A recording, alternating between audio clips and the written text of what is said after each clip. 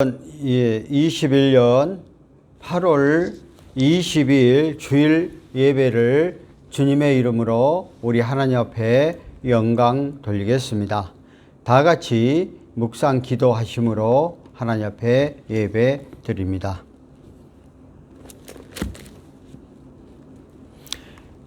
여호와여 일어나소서, 하나님이여 손을 두소서, 가난한 자들의 잊지 마옵소서.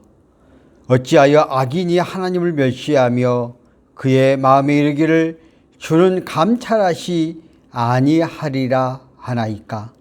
살아계신 하나님 아버지, 오늘도 거룩하고 복된 날 저희들이 하나님 앞에 나와 예배로 영광과 찬양 들리오니 오늘도 이 시간 주 앞에 나와 함께 예배로 영광과 찬양 드리는 우리의 믿음의 권속들을 기억하여 주시고 오늘도 이 예배 가운데 주님 임재하여 주옵소서. 이 예배 시정을 주 앞에 의탁하오며 예수님의 이름으로 기도함나이다. 아멘. 우리 다 같이 우리의 신앙 고백을 하도록 하겠습니다. 사도신경으로 우리의 신앙 고백을 합니다.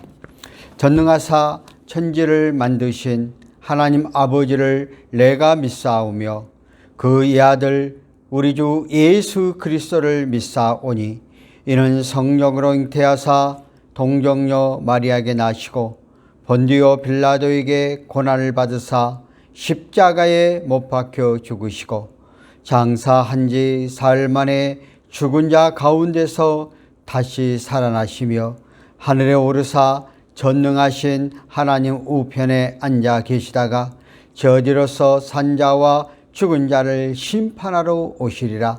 성령을 믿사오며 거룩한 공회와 성도가 서로 교통하는 것과 죄를 사하여 주시는 것과 몸이 다시 사는 것과 영혼이 사는 것을 믿사옵나이다. 아멘. 우리 이 시간 다 같이 찬송가 323장 부름받아 나선 임원, 323장 부름받아 나선 임원 다 같이 하나님 앞에 찬양으로 영광 돌리겠습니다.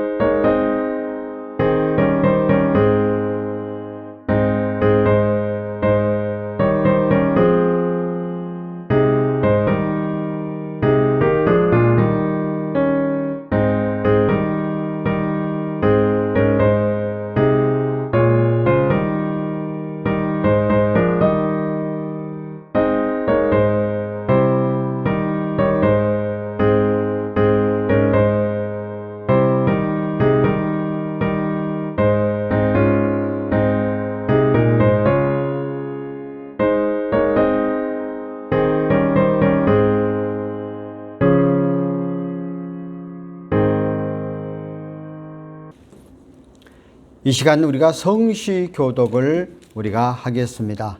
성시교독 교독문 9번 시편 15편을 성시교독합니다. 교독문 9번 시편 15편 우리 다 같이 한 목소리로 하도록 하겠습니다. 여호와여, 주의 장막에 머무른 자 누구 오며 주의 성산에 사는 자 누구 오리까? 정직하게 행하며 공의를 실천하며 그의 마음에 진실을 말하며 그의 혀로 남은 허물하지 아니하고 그의 이웃에게 악을 행하지 아니하며 그의 이웃을 비방하지 아니하며 그의 눈을 망령자의 자를 멸시하며 여호와를 두려워하는 자들을 존대하며 그의 마음에 서운한 것은 해로울지라도 변하지 아니하며 이자를 받으려고 돈을 꾸어주지 아니하며 뇌물을 받고 무지한 자를 해하지 아니하는 자이니 어떤 일을 행하는 자는 영혼이 흔들리지 아니하리이다. 아멘. 이 시간 하나님의 말씀인 사도행전 1장 15절부터 26절까지의 말씀을 우리 다 같이 한 목소리로 봉독합니다. 사도행전 1장 15절부터 26절, 여러분이 신약성경 187쪽입니다. 신약성경 187쪽 우리 다 같이 한 목소리로 봉독하겠습니다. 모인 수가 약 120명이나 되더라. 그때에 베드로가 그 형제들과 일어나 이르되, 형제들아, 성령이 다윗의 입을 통하여 예수 잡는 자들이 길잡이가 된 유다를 가리켜 미리 말씀하신 성경이 응하였으니 마땅하더라. 이 사람은 본래 우리 수 가운데 참여하여 이 직무의 한 부분을 맡았던 자다. 이 사람이 불의의 싹을 밭을 사고 후에 몸이 곤두박질하여 배가 터져 창자가 다 흘러나온지라. 이 일이 예루살렘에 사는 모든 사람에게 알려져 그들의 말로는 그 밭을 악에 담아라 하니 이는 핍박이라 뜻이니라. 시편에 기록하였으되 그의 거처는 황폐하게 하시며 거기 거하는 자가 없게 하소서 하였고, 또 일렀으되 그가 직분을 타인을 취하게 하소서 하였더라. 이러함으로 요한이 세대로부터 우리 가운데서 울려져 가신 날까지 주 예수께서 우리 가운데 출입하실 때에 항상 우리와 함께 다니던 사람 중에 하나를 세워 우리와 더불어 예수께서 부활하심을 증언할 사람이 되게 하여야 하리라 하거늘, 그들이 두 사람을 내세우니 하나는 바사바라고도 하고 별명을 유수도라라고 하는 요셉이요 하나는 마띠아라. 그들이 기도하여 이르되 못 사람의 마음을 아시는 주여, 이 두 사람 중에 누가 주님께 택하신 바 되어 봉사와 및 사도의 직무를 대신할 자인 자를 보이옵소서. 유다는 이 직무를 버리고 제 것으로 갔나이다 하고 제비를 뽑아 마띠아를 얻으니 그가 11 사도의 수에 들어가니라. 아멘. 오늘 이 시간 특별 찬양을 하도록 하겠습니다. 오 놀라운 구세주라는 제목을 가지고 보컬의 박지용인 그 다음에 보컬의 이성진, 그 다음에 바이올의 이지민, 건남이 특별 찬양, 오늘 여러분들이 은혜를 받는 귀한 시간 되기를 바랍니다. 그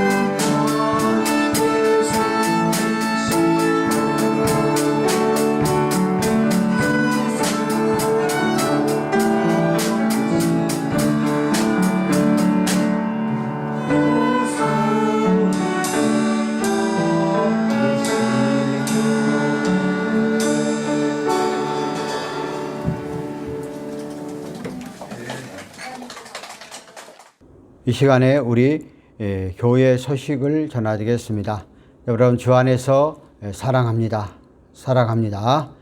계속해서 우리가 대면 예배를 드려야 되는데 이렇게 비대면으로 하나님 앞에 예배를 드리고 있습니다. 여러분이 각자 처해진 어느 곳에 있든지 늘 하나님의 은혜와 하나님의 사랑을 잊지 않고 나가는 여러분들이 되어졌으면 좋겠습니다. 그래서 늘 우리 각자를 기도해 주시고 또 경복궁 교회를 기도해 주시고 또 우리의 성도들 각자 우리 카톡에 또 기도 제목들 또 개별적으로 기도의 제목들 주신 것을 놓고 우리가 늘 합심하여 기도할 때 하나님은 우리의 기도를 응답하시는 요 하나님인 줄 믿습니다. 어느 곳에 있든지 늘 건강에 유의하시고 우리가 주어진 일에 최선을 다해서 나가는 여러 모든 성도님들이 되어졌으면 좋겠습니다. 늘 우리가 다시 대면 예배를 기대하면서 늘 여러분이 삶 가운데 승리하는 여러분 되어졌으면 좋겠습니다.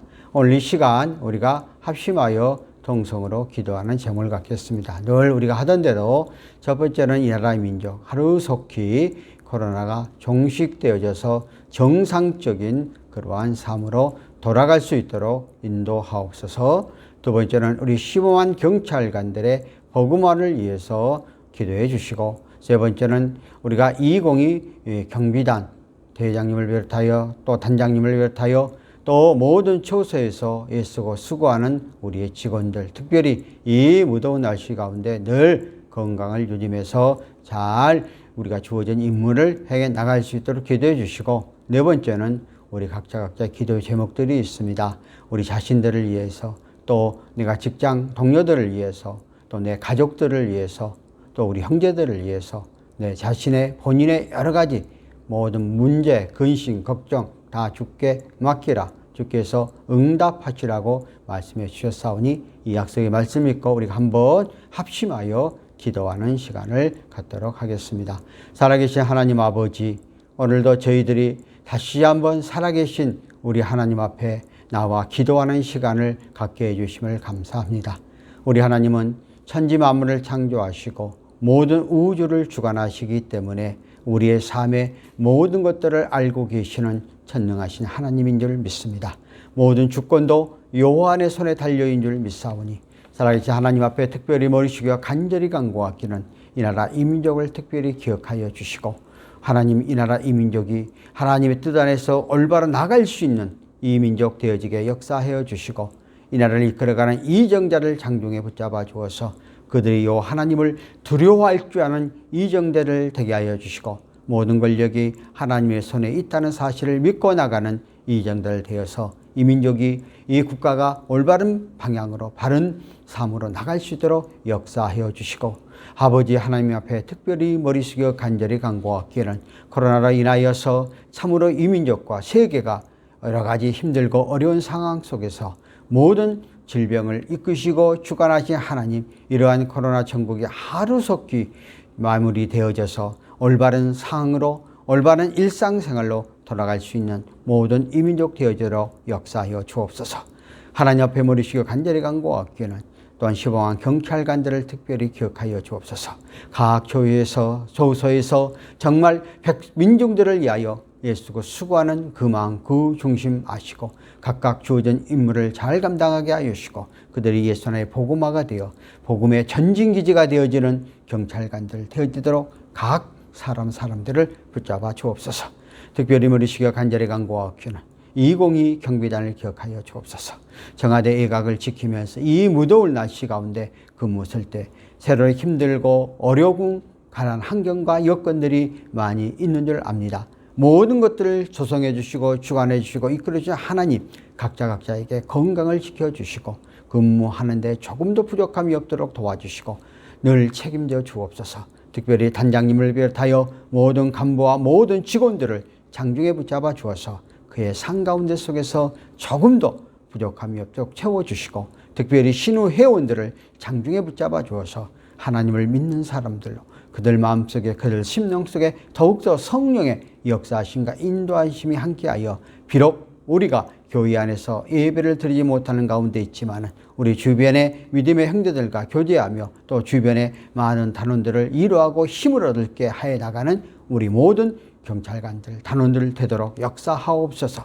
특별히 머리 숙여 간절히 간구하옵기는 오늘도 이 예배 가운데 함께하는 우리 믿음의 교우들 특별히 기억하여 주옵소서. 각자 현장 가운데 힘들고 어려운 그러한 삶들이 놓여있다 할지라도 하나님은 우리의 삶을 책임져 주시고 붙잡아 주시고 이끌어 주시는 전능하신 하나님인 줄 압니다. 나의 삶 가운데 힘들고 어려운 문제를 주 앞에 아뢰고 의지하오니 형편과 처지를 아시는 주님, 모든 것들을 책임져 주시고 우리의 가정을 위해서, 형제 자매들을 위해서, 부모님을 위해서, 우리 동료들을 위해서 기도할 때, 또 우리 교회를 위해서 기도할 때 하나님 응답하여 주어서 협력하여 선을 이루어나가는 귀한 역사 임하게 하여 주옵소서. 오늘도 이 시간 함께하는 우리 권속들에게 한량없는 은혜 가운데 함께 임하는 귀한 시간으로 붙잡아 주옵소서. 오늘 모든 시정을 주 앞에 의탁하며 우리의 기도를 응답하신 줄 믿사옵고 예수님의 이름으로 기도함나이다. 아멘. 오늘은 사도직을 버리고 적어 들어간 유다라는 그런 제목을 가지고 사도행전 1장 15절부터 26절 말씀을 가지고 증거하겠습니다. 먼저 우리는 15절과 26절의 전반적인 중심 사상을 먼저 말씀하고 우리가 구체적으로 그러한 내용으로 안으로 들어가겠습니다. 예수님의 제자 가운데 속에서 유다가 배신자가 되어졌던 모습을 볼 수가 있습니다. 그는 자기의 스승 예수님을 잡는 데 앞장섰고 결국 예수님을 죽게 하는 데 결정적인 도움을 준 사람 가운데 하나였습니다. 이렇게 갑자기 12명의 사도 가운데 속에서 한 사람이 이제 결혼이 되게 되어졌을 때 오늘 베드로를 중심으로 하여서 사도들은 사도의 자리를 결혼이 된 거에 대해서 빨리 대처해 가는 것을 볼 수가 있는데 오늘 베드로가 중심으로 해서 그 사도가 결혼된 것을 어떻게 뽑았느냐?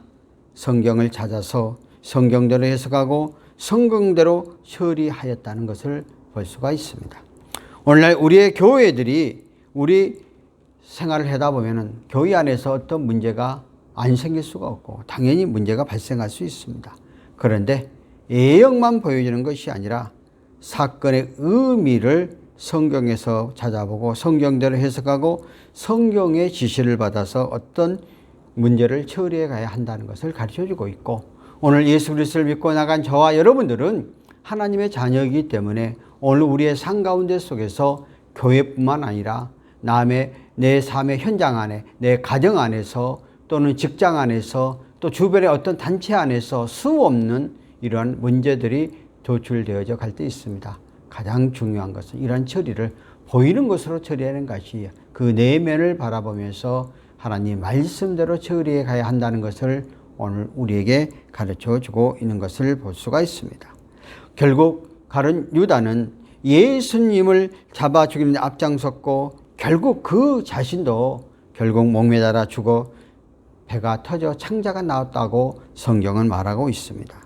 가장 행복한 자가 되어 축복된 일을 하다가 가장 저스러운 일로 마무리하게 되는 것을 볼 수 있습니다. 왜냐하면 가룟 유다는 예수 12제자 가운데 특별히 재령을 맡았다는 것은 그만치 예수님의 사랑을 받았고 예수님의 신임을 받았던 사람이었는데 결국 그것을 배반했을 때 가장 저주스러운 결과를 초래했다는 거예요. 우리 인간에게는 이런 인간의 사악성과 연약성을 보여주는 한 단면입니다. 자, 여러분들 우리의 삶 가운데 속에서 정말 가장 가까운 사람, 가장 나와 모든 것을 동고동락하게 했던 사람들이 배도하고 배신하고 했을 때 얼마나 가슴 아파합니까?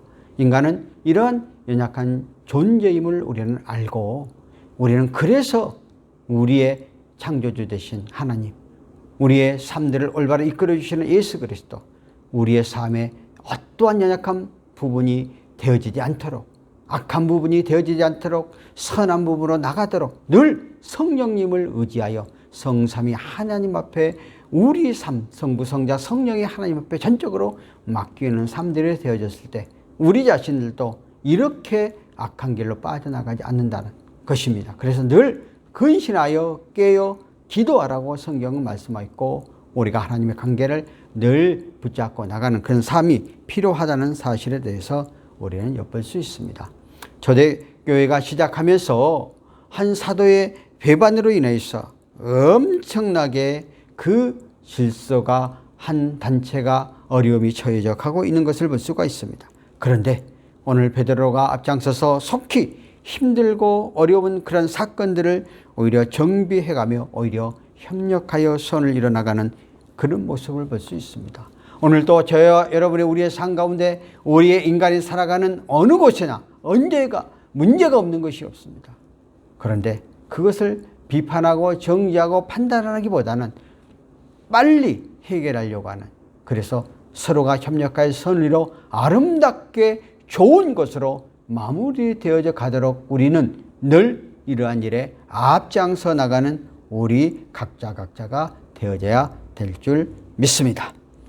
오늘 베드로가 사도는 오늘 유다의 그 빈자리를 빨리 대체하여서 마띠아로 보선했고 주님께서 맡겨준 사명이 차질 없도록 전개되어져 가도록 하고 있는 것을 볼 수가 있습니다.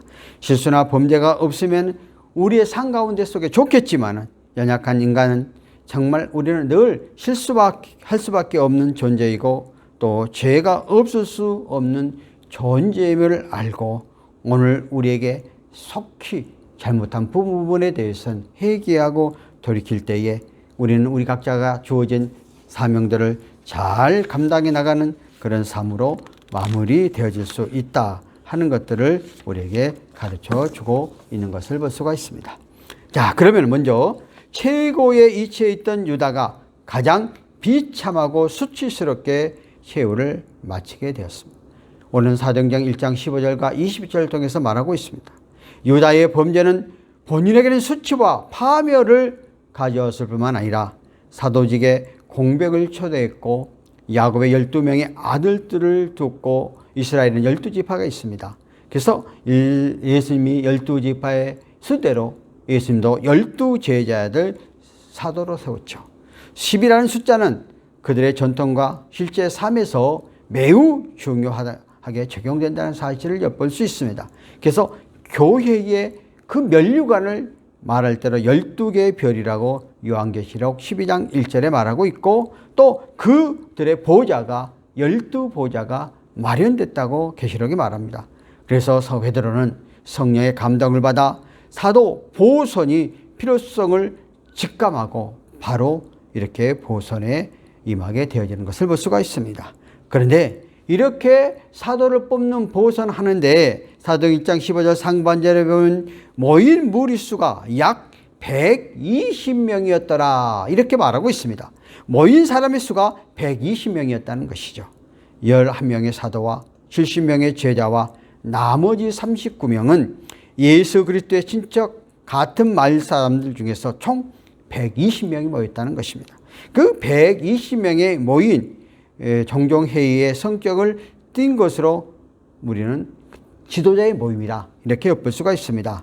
그러므로 보통 사람들이 감히 참석이 어려웠던 모임이라는 사실도 알고 있죠. 그러니까 오늘 교회 안에 교회가 있다 할지라도 교회는 민주주의 원칙에 의해서 모든 모임을 갖게 되는데 가장 먼저 공동의회가 있습니다. 공동의회는 세대를 받은 모든 사람이 참석을 하여서 교회의 어떤 회의를 결정하는데 이것은 보통 이제 목사님 청빙이라든가 재직들을 투표한다든가 또 1년에 한 번씩 전체 교회의 예산들을 집행하는데 이럴 때에 이제 공동회의를 하고 그 다음에 재직회가 있습니다. 재직회는 목사, 장로, 안수집사, 권사 또 서립사까지 포함하여서 재직들이 교회를 어떻게 논할 것인가 하는 이제 하는 것을 재직회가 있고 그 다음에 당회가 있어요. 당회는 목사와 장로가 모여서 교회를 치리하고 교회를 이끌어가고 교회를 어떠한 방향으로 나가야 되는가. 그래서 당회에서 어떤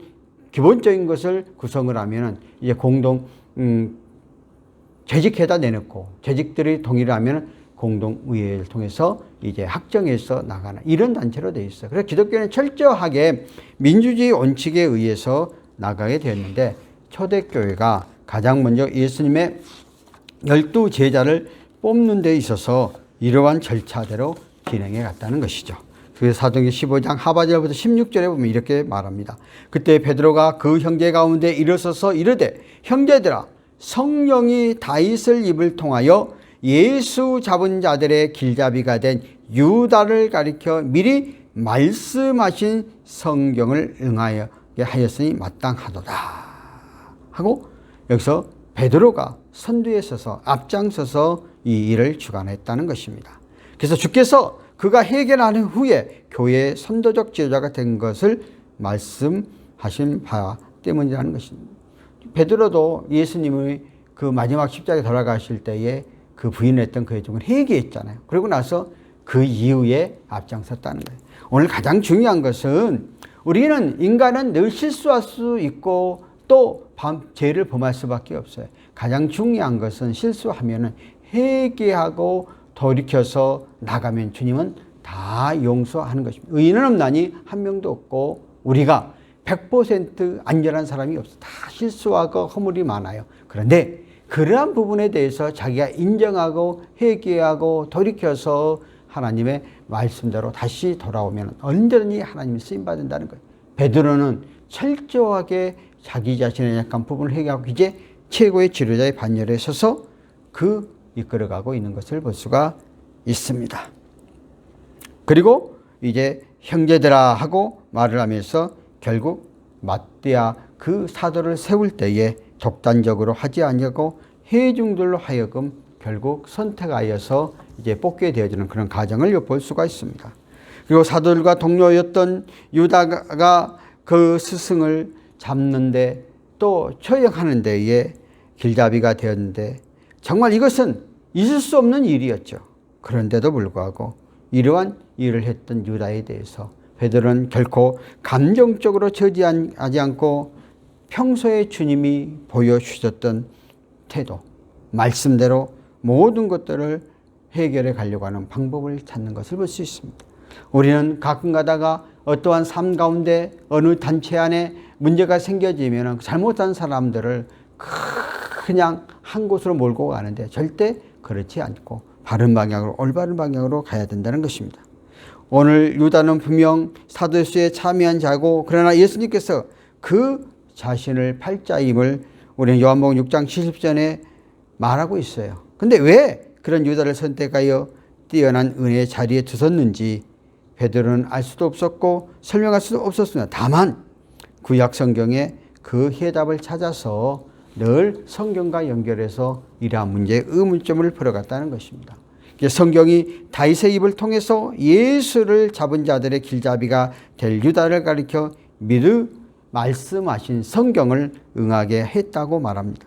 성경은 배움의 역사요 다윗 왕의 이브의 도구적 사역자로 영감 사역을 성취하는 모습을 볼 수가 있습니다. 우리는 정말 가슴이 아프도록 하게 하는 그러한 일을 했지만은 그러나 성경에 기록된 것들을 이루어간다는 것을 알고 정지하고 판단하지 않았다는 것이죠. 그래서 1장 17절에 보니까 이 사람은 본래 우리 수 가운데 참여하여 그 직무를 한 부분을 맡은 자라 하고 이렇게 하는 것을 볼 수가 있습니다. 유다가 배신한 것에 대해서는 고통스러웠지만은 그러나 그 부분에 대해서 예수님께서 다 성경에 기록된 그런 말씀대로 이어가게 되어졌다는 사실에 대해서 알고 동료가 배반하고 배신했지만은 정죄 판단하지 아니하고 그 충격을 다음 사역을 위해서 극복해 가는 그러한 모습을 볼 수가 있습니다. 오늘 우리는 이 말씀을 통해서 정말 우리의 삶의 현장 가운데 어떻게 우리가 적용해 가야 하는가 하는 그런 삶의 원리를 우리에게 정말 가르쳐주고 있는 것을 볼 수가 있습니다. 물론 일설에 의하면 두 가지 견해가 있죠. 왜냐하면 예수가 자기 생명을 위협당하면 로마인들을 향해 자기의 실력을 발휘할 것이라 생각했다는 거예요. 왜냐하면 예수님께서 이 땅에 오셔서 많은 기적과 이적과 능력을 행할 때에 제자들도 처음에는 예수님께서 이 세상의 왕의 유대인의 왕, 육신적인 부패되어지고 독재적인 권력을 타파하고 새로운 하나님의 나라를 세우는 왕으로 생각을 했어요. 근데 예수님은 사실 그런 게 아니고 하나님의 나라의 왕이었는데 그 생각의 차원이 달라져. 그러니까 예수님을 핍박당하고 예수님이 어려움 당하면 예수님께서 기적과 이적과 능력을 행하셨던 주님이시니까 세상의 권력들을 타파해버리고 그 예수님이 빨리 세상의 왕으로서의 등극할 수 있다는 이런 생각을 갖고 그렇게 했다 하는 그런 견해도 있고요. 또 두 번째는 그 돈을 사랑한 사람이고 권력 지향적인 사람이었기 때문에 그렇다 하는 사람이 있어요. 정말 예수님께서 그 십자가에 못 박게 하신데 고발할 때 은 30냥을 받았거든요.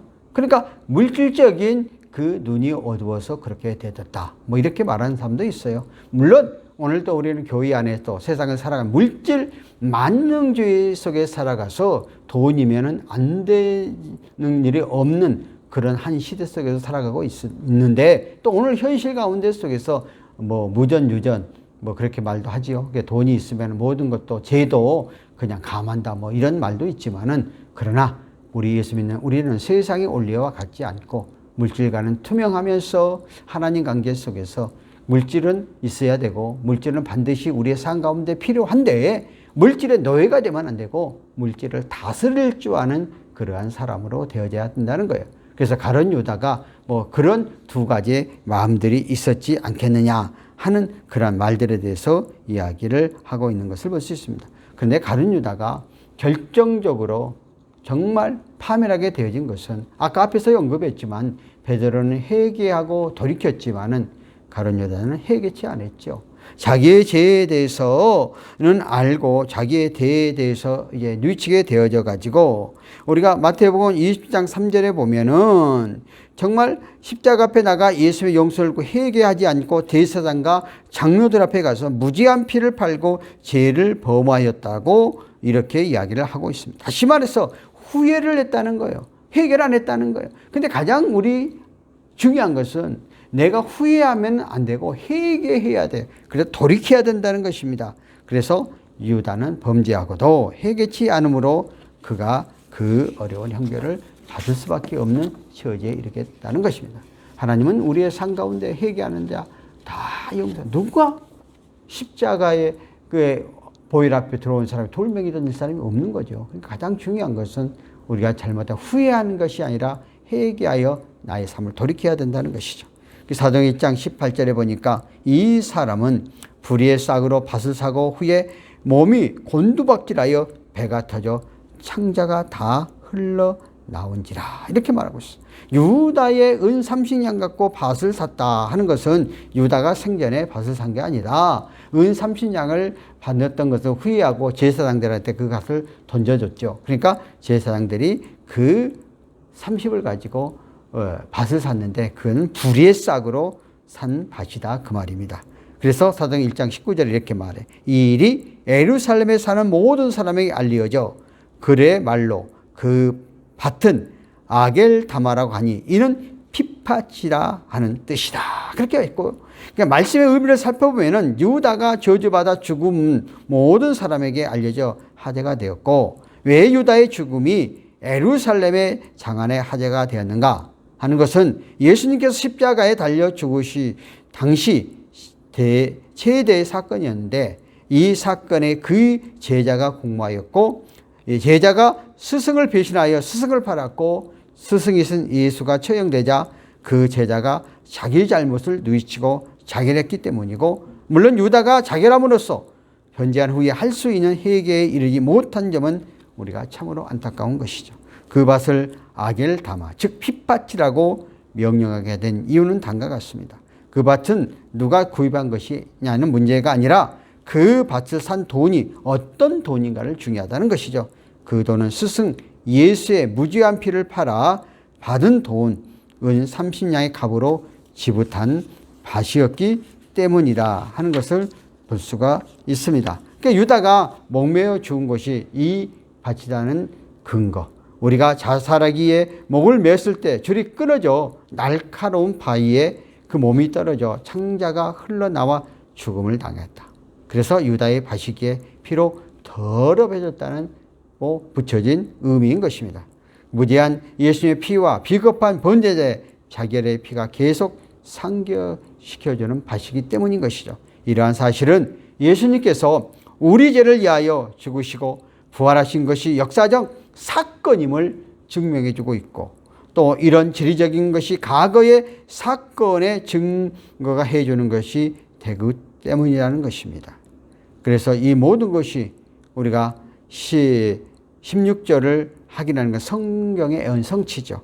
사도행 1장 20절에 시편에 기록하였으되 그의 거처는 항폐하게 하시며 거기 거하는 자가 없게 하소서 하였고, 또 일렀으되 그의 직분이 타인이 취하게 하옵소서 하였다. 시편의 두 편을 이용했어요. 그래서 60편 25절에 원수의 거처가 항폐하게 해달라는 저주의 내용이 있는데, 메시아여 스승이신 예수님을 팔아서 흉악한 죄인의 집에 저주를 받아 망하게 되었으므로 이 시 예언이 유다에게 성취되었다는 것이죠.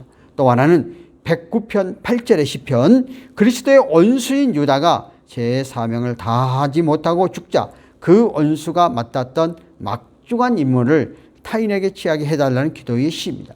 이제 그 말씀이 유다에서 성취되므로 그 직분이 타인이 취하게 하기 위하여 사도직을 공석을 채우기에 보선을 하자는 말씀인 것입니다.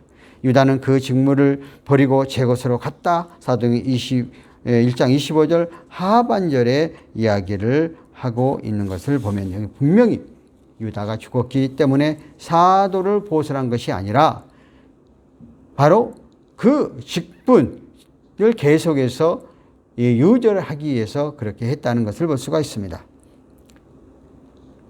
유다는 가장 영광스러운 위치에서 직분을 감당하였으나 나중에 가장 비참하고 정말 스승을 배반하는 그런 일, 돈을 받고 파는 앞잡이 역할을 하는 가장 비참한 그러한 불명예스러운 업적을 남기고 말았다 하는 것을 우리는 이 말씀을 통해서 우리에게 줘주고 있습니다. 자, 여러분도 우리의 삶 속에서 특별히 예수 그리스도를 믿고 있는 저와 여러분이 우리의 삶 속에서 정말 이러한 물질적인 것 또 내 이익 때문에 하나님의 영광을 가리는 그런 일을 하지 않았으면 좋을 것 같습니다. 자, 그 다음에 사도행전 1장 21절과 26절에 보면 마띠아를 사도로 보선하여 전열을 정비한 예루살렘의 모습을 볼 수가 있습니다. 베드로는 지도자적인 위치에 있는 사도들로서 유다가 범죄로 인하여 결혼된 사도들을 왜 보충해야 하는가 하는 것을 설명하고 있습니다.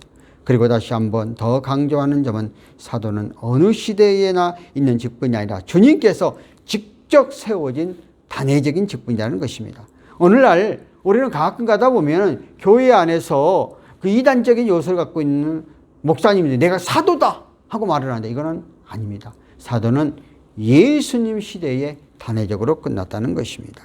그러므로 이 시대는 우리에게 주어진 말씀을 다시 한번 우리가 기억을 해야 되고, 그러므로 이 야고보가 순교했을 때 그 이후에 야고보에 대해 후임자로 사도를 세우지 않았어요. 그 이유는 예수님과 함께 했던 그 사도. 다만 가룟 유다는 그 예수를 배반하고 사도의 직분을 온전히 감당하지 못했기 때문에 그것을 대신해서 세웠다는 거예요. 그 이후에 이제 예수님의 사역을 잘 담당하는 12사도 이후의 사도를 성경은 임명한 적이 없다는 것입니다.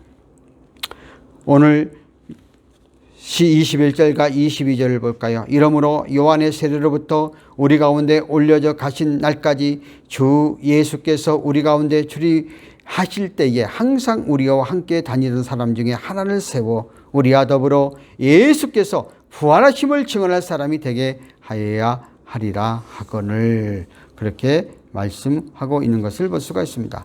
예수님께서 공생애를 시작하시기 이전의 관계는 없지만은 공생애 시작하신 예수님이 33년을 사셨는데 30년은 인간의 모습으로 사셨고 1세부터 33세까지의 3년까지는 이제 그 공생의 기간입니다. 그래서 공생애 시작하신 이후부터 부활하시고 승천하시기까지 목격한 증인이어야 사도가 될 수 있다는 거예요. 그래서 주께서 공생을 시작하시자마자 택하시고 추종케 하신 사람이 한다는 것을 전제하고 있는 것입니다. 주님께서 직접 부르시고 제자를 임명한 자들만이 사도의 자격이 있다는 것을 말하고 있습니다.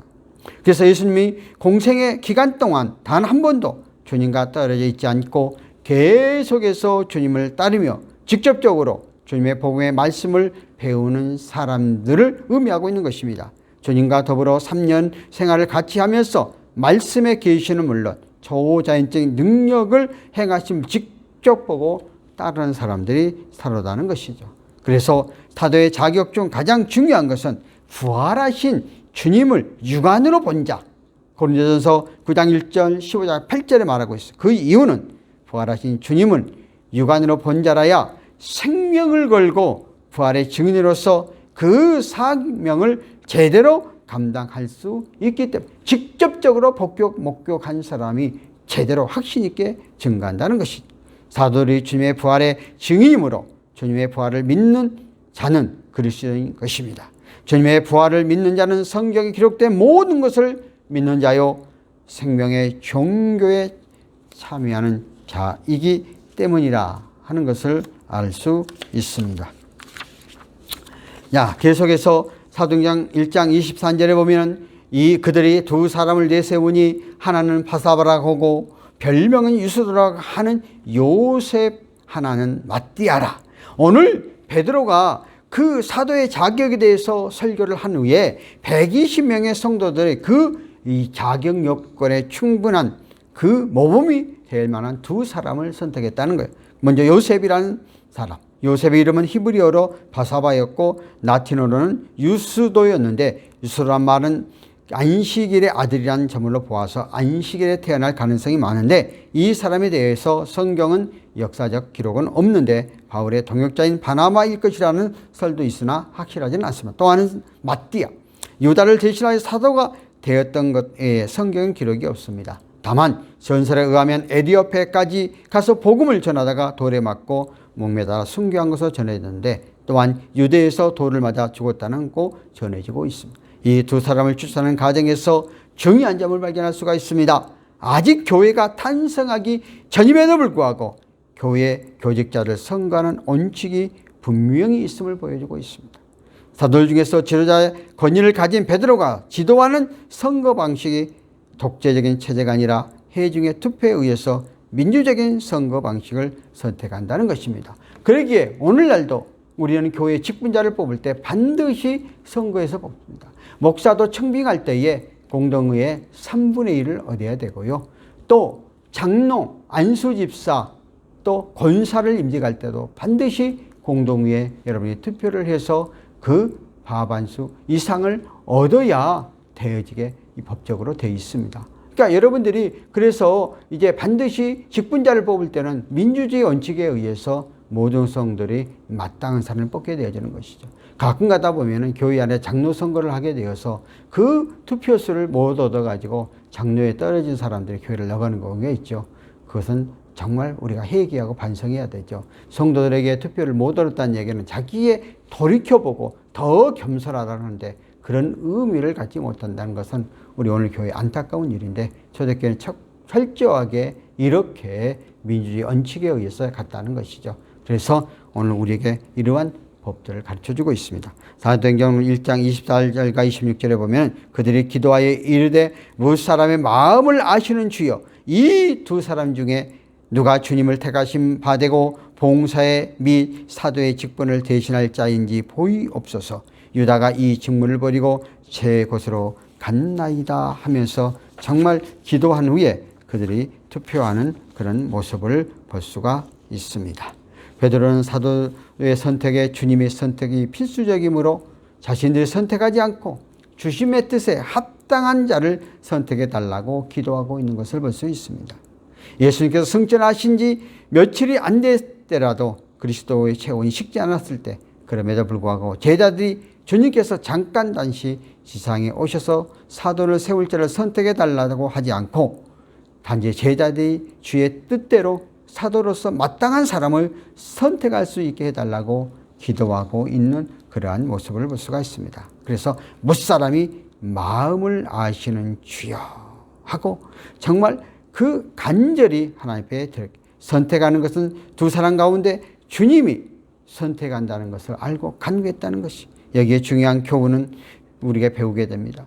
교회 임직자 선거할 때도 반드시 우리가 그 자격자를 미리 선택해 놓고 모든 교회가 합심하여 기도한 이후에 이렇게 투표를 통해서 바른 선택권을 행하도록, 아무나 될 수 있도록 하지 않는 그런 일을 해야 된다 하는 것을 볼 수가 있습니다. 그래서 이 사도다 하는 것은 주 예수의 정권을 이름받는 직무를 가르쳐주고, 또 그래서 사도적 권위와 능력, 영광을 상징하고, 또 하나는 봉사, 디아코니아, 집사직도 말하는데 이 두 단어가 복합되어서 사도를 임명해요. 사도는 예수님 당시 12사도에 다시는 입지 않고 이례적, 단회적이라 하는 것들을 우리는 알아야 합니다.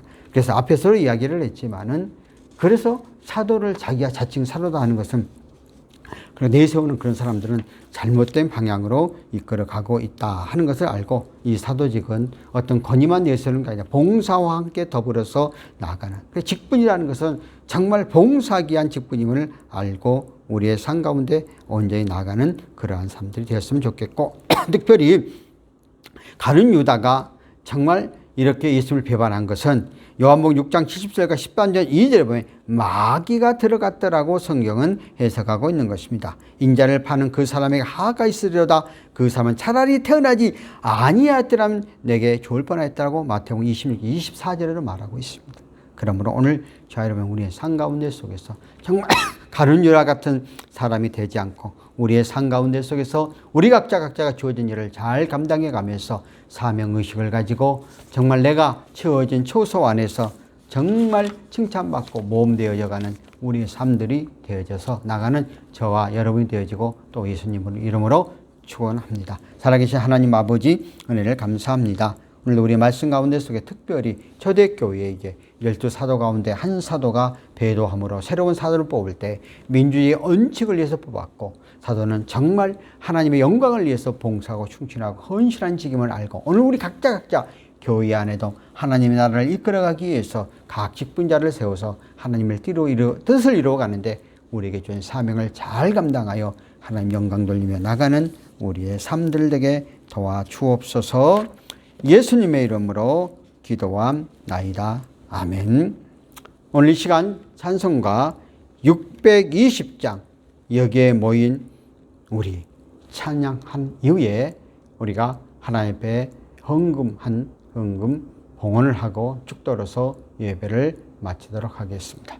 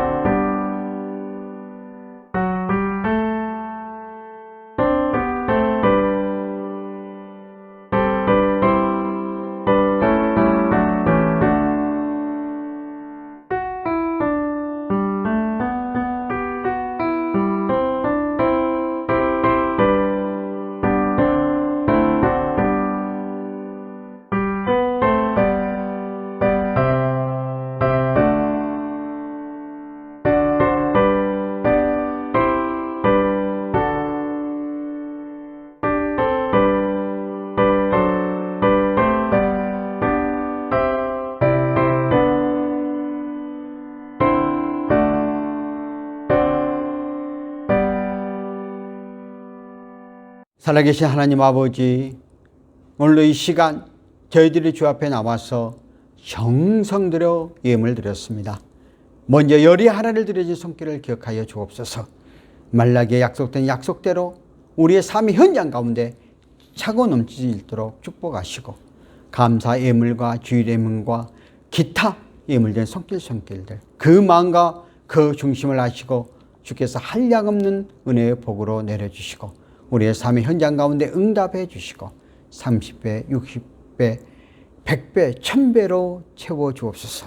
이 예물이 하나님 영광을 위하여 귀하게 쓰임받는 예물 되도록 축복하옵소서.